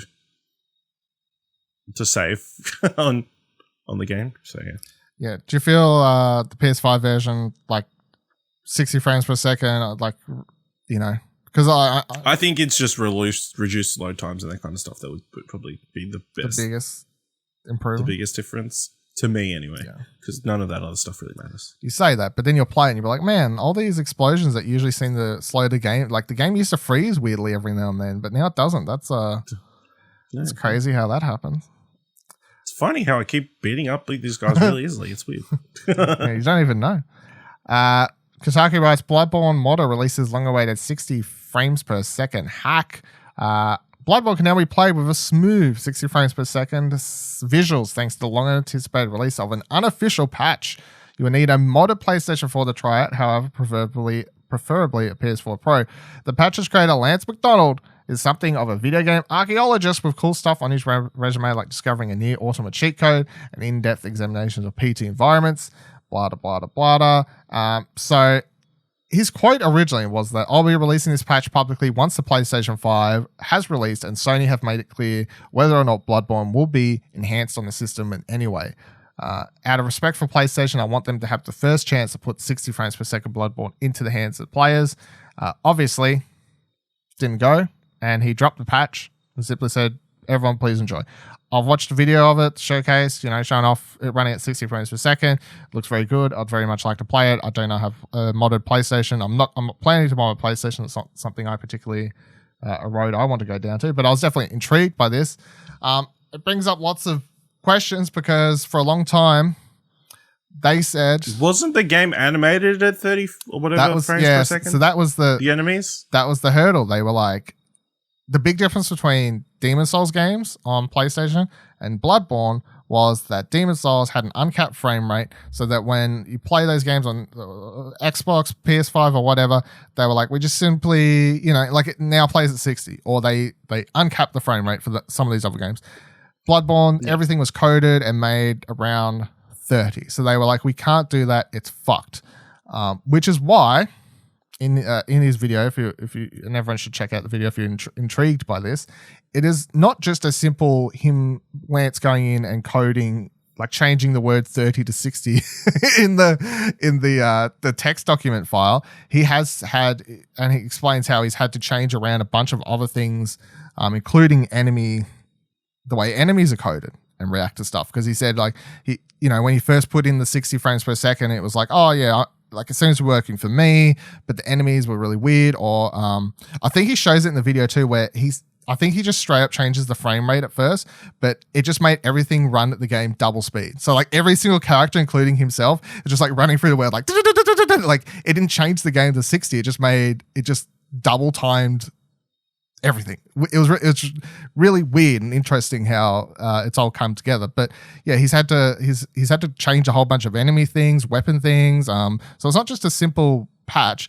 But with all that said, like, and he's put a lot of work into this, and it's fantastic work. And I'm still waiting for Sony or someone to be like, nah, fuck you, and like you can't do this or some shit. I don't know what's going to happen there, but.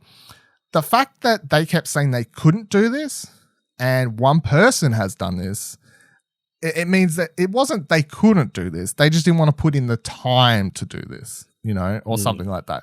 Because this maybe isn't the PS5 fully upgraded 4K visuals, like fucking ray tracing 60 frames per second version that maybe they would want to put out. But it is simply the 60 frames per second version that, honestly, for Bloodborne fans, including myself, this is all people wanted, like if this is all they did and change and just make the game run at 60 properly and just release that patch and put on PS5 or PS4 Pro or whatever, this is all everyone wanted. Like obviously a 4K updated visuals and everything that would be exciting and shiny and everything else too. But Bloodborne Souls fans, they just wanted the 60. So I don't know why. And I guess obviously it's a matter of like, if they released a patch for free, it was a lot of work for no money. Yeah. But other people are doing it, and it's good favor or whatever. Maybe more people would buy the game again. I don't know, but I definitely think it's very interesting and very cool that one person has managed to do this. I think maybe he had the help of someone else. I don't know, but basically one person, after they said no, it's impossible. We cannot do that. The game is coded in a way that it's just simply not going to play at 60 because it's fucked. All right, don't ask us any more questions about Bloodborne. We'll be taking no more questions about Bloodborne today.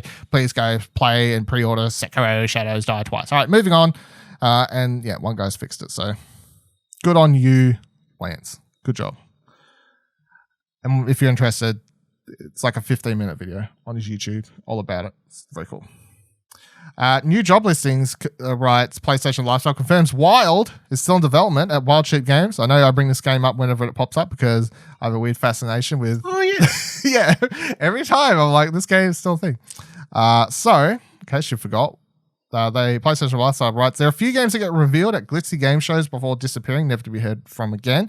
All that's left behind is a trailer full of promise. Wild was looking like it was going to be one of those games. Since its announcement in 2014, we've seen very little of the game.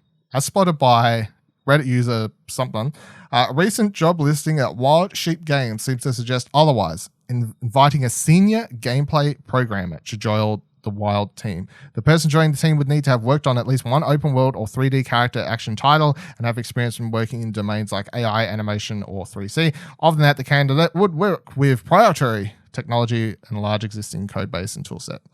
So the game's still being worked on, at least developed on. The interesting piece of news, of course, for this was, as I write here, so players. Wild was originally revealed at Gamescom 2014. The online survival adventure game will be set 10,000 years before humanity, and nature stood on equal chance of survival. The wilderness features real creatures combined with the fantastical living skeletons roaming the land with humans, wolves, and boar. Players begin as a child, learning about the world around them, although eventually every single creature will be playable. Creator Michel Ancel, however you say his name, I can't, it's French or whatever. Doesn't matter. Doesn't matter, honestly, at this point. Further described the game as the size of Europe with dynamic weather and seasons and filled with interactive opportunities that feel endless.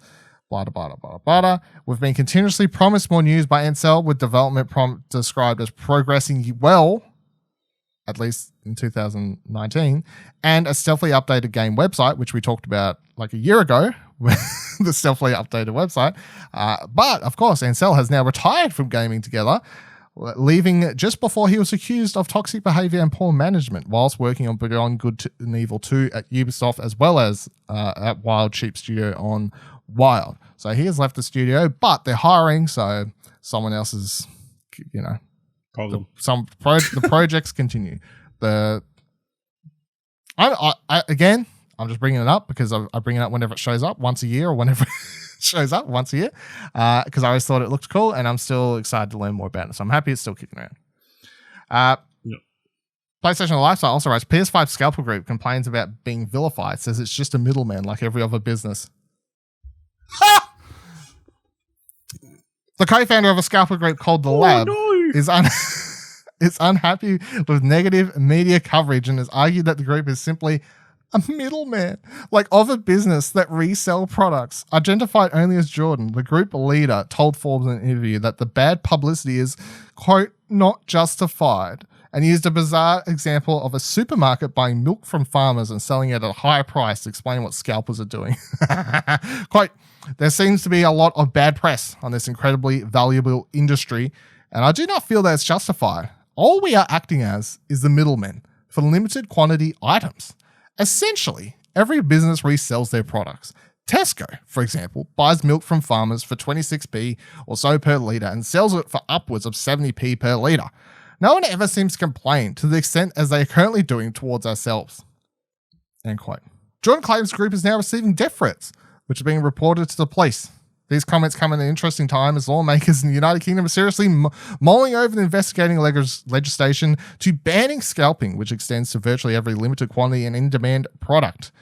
So fuck this cunt. And also, don't send him death threats, but definitely fuck this cunt. Let's draw the line at no death threats, all that sort of stuff. No violence and stuff. That kind of stuff. But equally, fuck this cunt. Fuck this guy. Yeah. This story is no, you're not a middleman. You're not a middleman.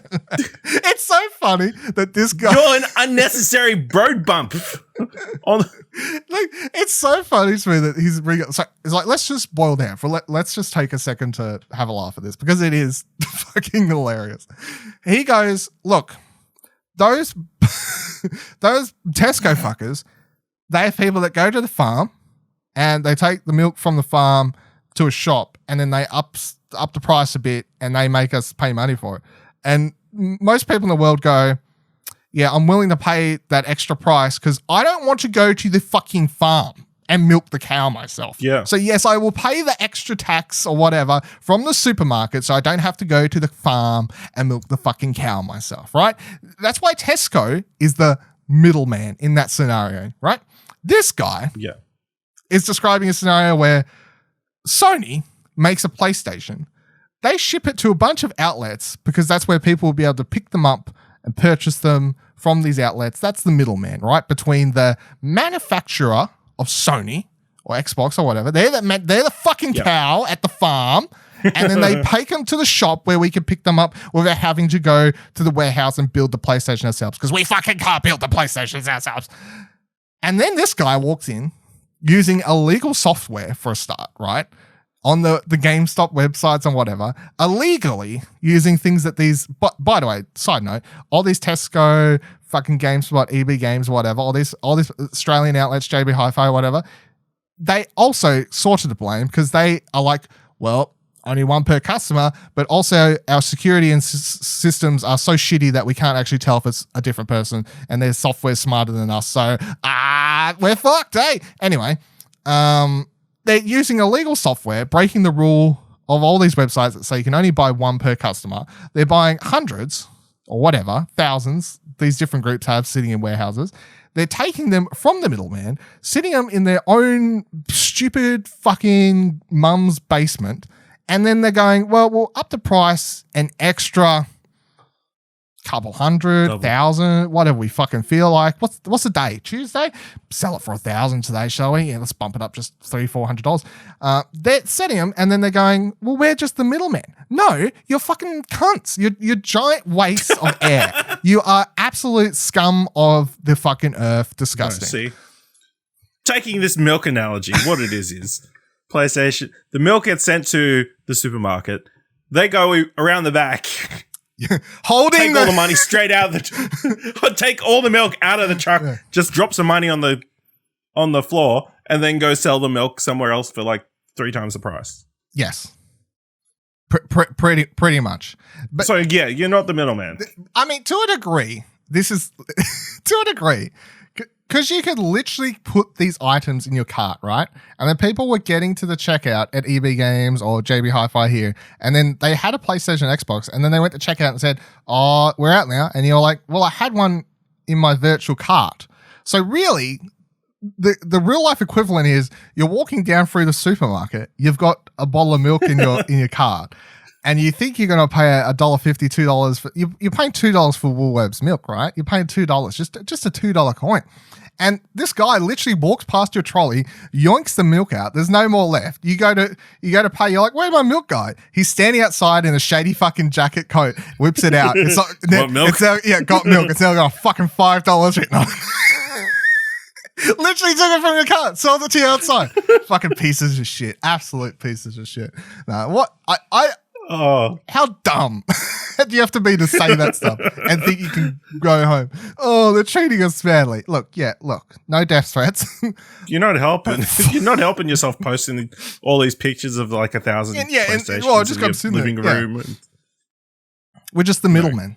Listen, you need to hire PR. That's what you need to do if you want to keep. You know the only middleman I want to give these guys, Ash? Yeah, it's middle finger. You know what I'm saying? These 2 middle fingers, you know? Fuck you. What assholes. Anyway, fuck them. Moving on. Kotaku writes, PS5 controls are drifting and the repairs are a hassle, so this is going to be a potential shitstorm very soon brewing.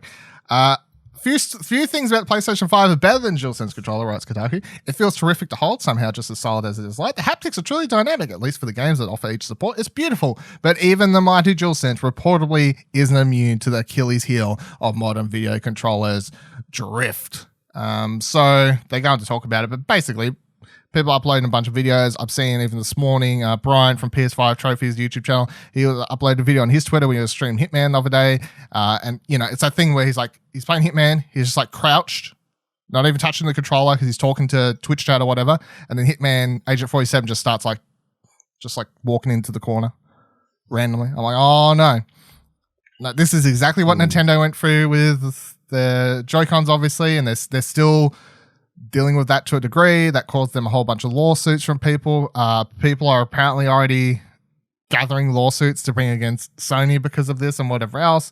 Apparently, it's not a very simple issue to fix either, whereas to a degree, the Joy-Con, unless yours was super bad, the Joy-Cons, people were uploading videos back, just do this. Like it was a pretty simple, like you didn't need to be a mechanic to potentially fix that sort of stuff. So yeah, but hopefully this gets fixed. Hopefully maybe it's it's a patch. Well, imagine if it was a patch would be even better. But I was gonna say, like, worst case or best case scenario, maybe it's something they were even aware of after the fact. Like maybe they send out a bunch of the consoles, you know, the first batch of PS5 consoles, and then they became aware of this. Someone pointed out to them like after November, December, and they're like, oh, fuck, maybe they already found it. And then all the current PS5 consoles being sent out have had the fix adjusted. Yeah, you know what I'm saying? Like that would be the best case scenario. Or the ones being sent to, or the DualSenses being sent to stores. Yes. So, and hopefully that's it. And the other thing with these stories, like, not to scare everyone, of course, if you look on the internet, you can find, like, you know, you begin finding heaps of people talking about this. It's like, it becomes very scary of like, oh man, so many people are having this issue. Am I going to have it? It's like, well, there's still like hundreds of thousands of people that don't have these issues. So, you know, I wouldn't fret yet. However, if you, I'll tell you what, if my DualSense gets drift,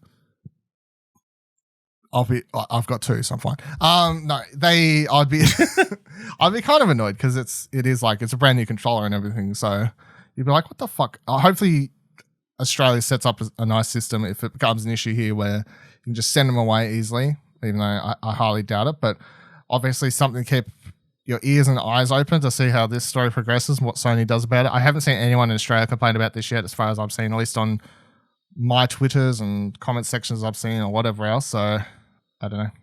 We'll have to see. Hopefully none of us. And then finally, last controller-related story. Rumor, right to PlayStation Lifestyle. Sony may have patented a DualSense back button attachment, but it might just be an update to the DualShock 4 version.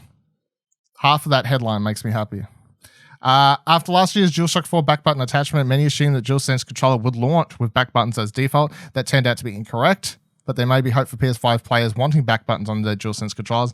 A newly published patent appears to show that DualShock 4 back button attachment, but the publication date of February 4th has many thinking this could be intended for the theoretical DualSense back button attachment. Sony has yet to announce such an accessory for the DualSense controller. However, there are some complications that may suggest otherwise. Nothing in the patent specifically calls out the PS5, DualSense, or otherwise unique identifying features that may out this as a DualSense back button attachment. While a patent is not a precise blueprint, the images in the patent are clearly of the DualShock 4 controller and the existing DualShock 4 back button attachment, down to the configuration of the connectors to the DualShock 4's port, which would not fit the DualSense. So yeah, all of that is true. It is obviously a PlayStation 4 thing, and the DualSense controller does not have the same. The reason you can't use the back button with the DualSense is because it doesn't have the same input at the bottom or any of that thing set up. I was definitely one of those people prior to the DualSense being shown off that I just kind of assumed that they would either include back buttons in the controller or offer two controller variations, like an Xbox Elite type controller or something like that along the way. So it is kind of weird. That doesn't mean they can't design a brand new back button that works with the DualSense, obviously. And I wouldn't say that just because the picture posted with the patent is of the old one means that it isn't actually for new. Because there's nothing about the patent that would make sense for it. Like, I don't know why it would be an updated one. There's nothing in the picture that makes it look like an updated one. There's nothing in the actual little bit of text that's posted with it where it's like, oh, controller add-on device with customizable presets, all this sort of stuff. Like, that's listed alongside the patent if you read all the text. All of it just seems exactly like the back button. It's like, why would this be an updated pattern. Like, this would be very weird. So I am definitely going to hold out hope that this is for a PlayStation 5 back button attachment. That would be very cool. I still have my old one sitting around here, and obviously I used it quite a lot. Anytime I was playing first-person shooter, especially Apex Legends, I just got so used to using it. I do miss it. Please give me a DualSense back button attachment. That would be really good. Thank you very much. You don't care, obviously. I mean, I care for you. I mean, I guess the other option could potentially just be a new controller with the back button. Like the ultimate? Or do you mean like an ultimate controller? Or yeah, something like that. I feel like the problem if they do go down that road is the second they are like, we've got a DualSense Ultimate or whatever they call it, they're just going to get all the comparisons to the Xbox Elite controller. Just a DualSense Plus. Well, maybe that will keep it simple. It's like, it's not Ultimate. It's just a DualSense. There's two extra buttons. It's just some back buttons. Nothing exciting. Yeah, but the second they step into that road, people are like, look, the Xbox Elite controller, this thing's a fucking beast. That Sony thing is trash. Like, so if they don't do it well, they'll just like automatically kind of get made fun of, I guess. But maybe if they do what you're saying, like, it's a DualSense Plus. It's just a DualSense. It's not an Elite. It's just two extra little buttons. That's all it is. Then sure. And as long as they don't overcharge for it either, I guess. Because I think the back button was like $40-$50 or something like that. So it's like, I guess. Yeah. How much is DualSense now? It's like 110 or something, right? Yeah, so maybe currently. so charge 150 for a DualSense Plus with some back buttons, and I'd pay that as someone who uses it, like who uses the back buttons enough. Then yeah, because that would also mean I could have two controllers on charge. About, oh, here's my Apex controller, here's my non-Apex controller. Yeah, I'm sorted for life now. Yeah, we'll see.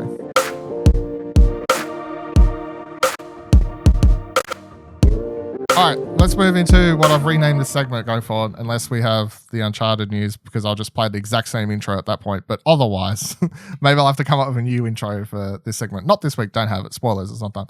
And I'm not doing it between this and posting.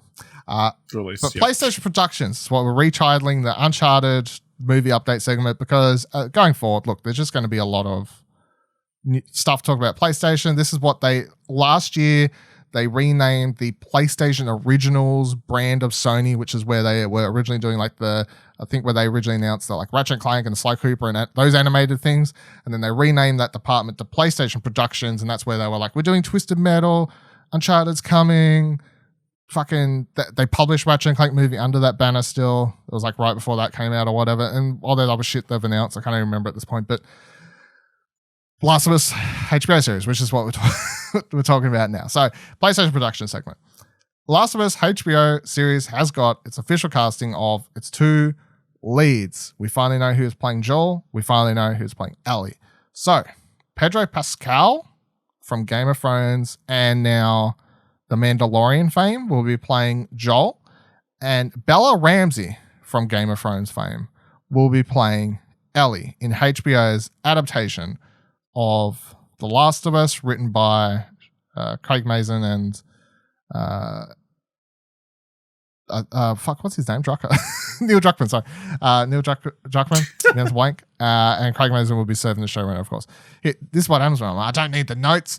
I'm a real gamer. I know the people's names on top of my head. I know Neil Druckmann's name. I don't need. So Pedro, how do you feel about the casting? Pedro Pascal, Bella Ramsey. Really good. I think. Yeah, really good actors. Obviously, Pedro Pascal is the it guy in Hollywood at the moment. I think, just chuck him in everything. He's great in Wonder Woman. He's the only good part of Wonder Woman. So he's great. Obviously, really good in The Mandalorian. I mean, that raises questions around that as well. Obviously, he's casting in this. But well, we do have an answer. So. Someone did some digging. Yeah. I don't actually have the article to give them credit, but it was like a Variety or someone. Someone pointed out that according to sources, and it was a legit source, Pedro Pascal's contract for The Last of Us, whatever the key wording is, gives them highest priority to him. So So as far as like shooting Last of Us and The Mandalorian soon, HBO has priority to use him over Disney for The Mandalorian. Like that's a contract that's been signed. Now I know that may scare people. Like, oh no, The Mandalorian. The dude is in the suit half the time. Like, well, is he really going to be going forward? But that's a discussion. Yeah, for a different show. Yeah. But also there's possibly a lot of that show they could shoot without him, and surely they're not going to start shooting at the exact same time. You'd hope not. Either way, apparently HBO has priority as of his contract for that show. So interesting. But yeah, Pedro, a great actor. Obviously the thing that's been going around is people are upset that they don't look exactly like Ellie and Joel. Idiots. Yes. Why do you want a shot-for-shot remake of the game in live action? It's just I don't know either. Ridiculous. I don't know. It's a video game. Like I feel like maybe back in the day, maybe comic book fans did this, but everyone's kind of got over it. Like I wasn't old enough when X-Men or like Tobey Maguire was getting announced, or like I read about things like Michael Keaton announced for Batman. Everyone's like, oh no. Like maybe if the internet was I can't imagine. Maybe if the internet was a thing that everyone was losing their minds. And I know Kevin Smith spoken about podcasts how he'd like read some magazine and people are like writing in like, this is fucking bullshit. Like, you know, like prior to the internet, so they didn't have the easiest way to vent back then or whatever. So maybe it's the same sort of thing, but I feel like comic book fans, because we've had so many comic book movies, they're like, oh yeah, it's fine now. Like Marvel, cast whoever you want. Nah, not the females though. The males are right. The females cast who we want. But, you know, females, so they're kind of on their way to accept that sort of stuff. Gamers, because we haven't had really that many adaptations or ones that actually turn out well, they're still like, well, if it doesn't look like the person, nah, that's fucked, eh? That's like, what are you doing? What are you doing? Like, of course, there was that whole thing like prior to Pedro Pascal's thing where they're like, oh, what a crazy day that was, as we've talked about. But Mahershala Ali, I'm so sorry. Mahershala Ali was rumored that morning to have been playing Joel, and apparently he was in talks, but then turned it down or something like that. And everyone was, of course, losing their mind there because they're like, Joel is white. When would the disrespect for Joel end? You know, I do find it quite something interesting though. So Mahershala Ali, everyone's like, no, can't have that. You cannot have a black man playing Joel. That is fucking outrageous. You know, that's not on. But then Pedro Pascal's have people whitewashed Pedro Pascal? You know what I'm saying though? Like it's like I don't know. Joel could have been, you know. You hit him in the right light, and he might. Yeah, but he's not. Joel. No, yeah. Joel is white, very white. Pedro Pascal's trying to find his actual he's Chilean American. Obviously, right? I think more people know Pedro Pascal than Mahershala Ali, unfortunately, at the moment. Yeah, but the whole thing was like he's not white. There was a lot of like Joel is a white guy, and then they announced Pedro Pascal. People are like, well, that's okay. I'm like, do you realize how dumb you sound? Because or like you're kind of just proving there's still just a lot more racism in certain ethnicities than others. You know, like if you're ethnically whiter looking or could be portrayed as whiter looking, you'll get away with it anyway. The reason they're fine with it is because Pedro Pascal's the favorite at the moment. And they're happy to see him in anything and everything. So, yeah, you know, I think he would make. Obviously, everybody's drawn the comparisons that it's very similar role to the Mandalorian, in that you're taking a human, a living thing to a certain destination. Is it though? I mean, to a degree, but it's not. The characters are nothing alike. So obviously, very different. Yeah, like Joel's a bad guy and Jin is a good guy. So yes. And then I've seen unwarranted disappointment with the Ellie casting. I think Bella Ramsey, she's great in Game of Thrones. And the attitude she has in Game of Thrones serves very well for Ellie. She might not look exactly like Ellie, but you know, I don't think you would find a perfect match. She is fantastic in Game of Thrones, and everyone loved her in Game of Thrones. One of those things where I'm like, has the internet forgotten how much when Lyanna Mormont first showed up and she was just being a a boss ass. I don't want to call her a B word because she was a young girl, but she was being a boss ass. She was being a boss ass little girl. But and everyone loved her. Everyone was posting memes about her on Twitter, and like all these great moments for her. And obviously her final moment in Game of Thrones. No spoilers in case you want to watch that shit season, but fantastic final scene with her in the show and all sorts of things. She's a fucking badass. Like so. And that's what she's played. That's what she's known for. I know she's apparently in his Dark Materials, which I never actually went back to. Season 2, yeah. But I'm like, I don't know, maybe should I catch up? Because I didn't hate that show, but it didn't fully grab me. But I'm like, maybe if I binge it, I'll like it more because I'm not having to wait a week. Maybe I should, maybe I just jump ahead to see what she's like in that show because I haven't seen her for a couple of years since Game of Thrones was obviously. Now she's a bit older. Because that was the other thing. People were posting pictures of her from like maybe the first appearance in Game of Thrones, maybe something before that where she's obviously, a lot younger. And people are posting pictures of that and going, this young girl's supposed to play Ellie. She's way too young. I'm like, well, she's like 7 years older than that picture. Like that's like, what are you doing? Like you're making it so much harder. She's like the perfect age to play Ellie, I think. Hold on, IMDb. Yeah. She born 2003. So what's that? 2003. So what? She's 20. That can't be right. What? Wait, so what? She's like 17 something, right? Maths. 18. 17, 18. There you go. Bam. Yeah, that is right. See, side note. But she looks younger. So. Side note. People coming into work. Can't pack it a smokes, mate. No problem. Can't see your ID. They hand me the ID. It'll say like I'll say like born 2002, 2003 or some shit like that. And for a hot second, I'm like, I go to say no, but then I go, they're 18. Like, it's so anyone born past the year 2000 that's 18, I'm still not quite used to it. And I go, that's weird. But nonetheless, so yeah, she's definitely a lot older than people. Like all the pictures people are showing is from Game of Thrones, and that was years and years ago at this point. So she's a lot older. She's still obviously she's not old enough. Too old to play the role. She's in fact the perfect age to play the fucking role of Ellie. Really? How old is Ellie in the first game? She's probably like 16 or some shit, right? 15, 16, yes. 14, 15, yeah. Fucking, but she's 14 in Apocalypse. She's basically 2 years. She's 5 years older.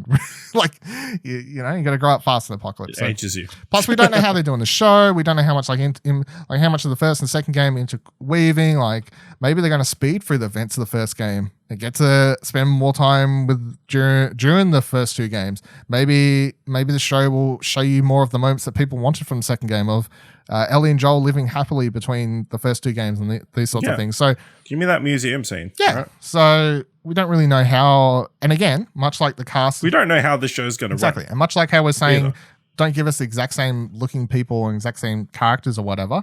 Hopefully, for not only to make it a good show for people who don't play video games, because again, I know I've said this before, I think gamers seem to forget that they're not adapting the game just for you, right? They're adapting the game like they do books and comics to reach a broader audience, which means that HBO subscribers who aren't gamers will hopefully like the show because it's generally just a good show, which means you can't just, try to please you motherfuckers sitting at home. And much like we want some fresh casting, hopefully the storyline takes a lot of divergence. I hope they do something shocking left field. I'm like, I didn't see that coming because that's not from the game, and then open up Twitter and all the nerds are losing their minds. Oh no, they changed the story that I said I hated anyway. Like, what do they do at that point? I hated The Last of Us 2 SJW trash, but now they've changed it and it's just as bad. So, oh no. Yeah, I'm really looking forward to it. Obviously, we're going to have more casting announcements, all this sort of stuff. If they bring over more characters, I presume they'll bring over at least a couple key ones. I presume Dinah? I think it's Dinah, right? I presume she'll be in it, prominent character, presumably. I would presume that, I can't remember his name, but Joel's brother, the fuck is his name? I can't remember. Anyway, fake fan. He'll have to be in it. Some of the other characters from the first game, I wouldn't be surprised if they get cut, like Bill. I'm like, nah. I know people look back and they're like, Bill's an important character. I don't know if he fits maybe structurally into the show as importantly. I can see Tessa being in it. That's important thing. Yes, yeah. Marlene would be important, I guess. But yeah, so we'll have to see. Looking forward to finding out more. Definitely, looking forward to what Game of Thrones actors they cast in the other roles. Yeah, that is funny how they've just cast 2 Game of Thrones people. HBO's like, we stick to our own. I mean, it's kind of a quota. You need to have at least 2 Game of Thrones actors in every project. These days, yeah. If one of them's in it, there's got to be at least one other Game of Thrones actor. There you go. It's true. And that'll do it for this week's supersized edition of Platinum Explosion. Let us know any questions, comments, concerns you have, or if you're going to jump into Dreams now, or if you give it a go, or you like it, anything like that. You can find... Remember, you can always send Dylan your dreams by searching Vivid Liddell on Dreams. Yeah, send me dreams. We'll get that segment going again maybe soon. Play through some Dreams games, do stuff like that, talk about it, have some fun. I did go back into the Platinum Explosion Dreams thing, which if you want to check out in Dreams, or you want to save to your thing or whatever, just go to explosionnetwork.com/ourdreams and they'll take you to the Dreams link. So I did add the 7 games from today to that, and I was like, oh yeah, I forgot how this thing works, but there you go. Let us know any of that stuff. Twitter, explosionnetwork.com/Twitter will take you to all of our Twitters. You can join our Discord, explosionnetwork.com/Discord. And if you liked the episode and thought it was worth $1, you can head on over to our Ko-fi page at explosionnetwork.com/support. They'll take you to our Ko-fi page. I think this one was worth $1. Super size, super special episode. Super duper size. Super size. Until next week, remember that every trophy counts. Hey, don't forget you can subscribe to the show wherever you're currently listening, and you can drop a review if you can. Find more great shows like this and more content over at explosionnetwork.com, and please consider supporting us for as little as $1 over on our Ko-fi page by heading to explosionnetwork.com/support. Thanks for listening.